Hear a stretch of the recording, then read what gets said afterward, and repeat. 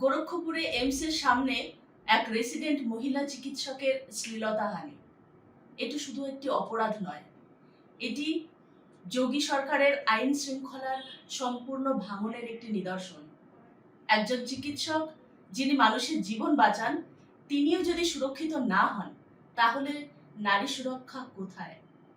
মুখ্যমন্ত্রী থেকে শুরু করে বিজেপির শীর্ষ নেতৃত্বের নীরবতা অত্যন্ত উদ্বেগজনক। এই নীরবতা কি সমর্থনযোগ্য?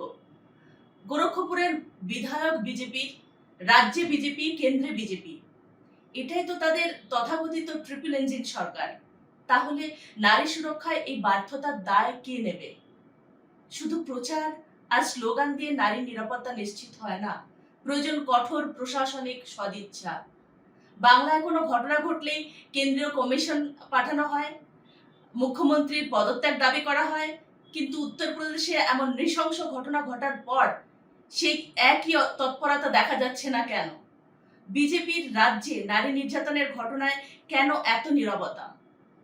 আমরা বাংলার নারী নিরাপত্তাকে সর্বোচ্চ অগ্রাধিকার দিয়েছি। অপরাজিতা বিলের মতো কঠোর আইন এনে দ্রুত বিচারের ব্যবস্থা করা হয়েছে।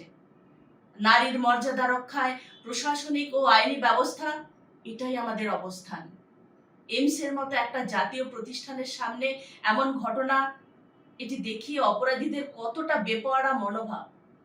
আইন শৃঙ্খলা পরিস্থিতি এমন জায়গায় নেমে এসেছে যে অপরাধীরা আর ভয় পায় না আজকাল। এটি শুধু উত্তরপ্রদেশের নয়, দেশের নারী নিরাপত্তার বিষয়। অবিলম্বে অভিযুক্তদের গ্রেপ্তার করে দ্রুত বিচারের দাবি জানাই।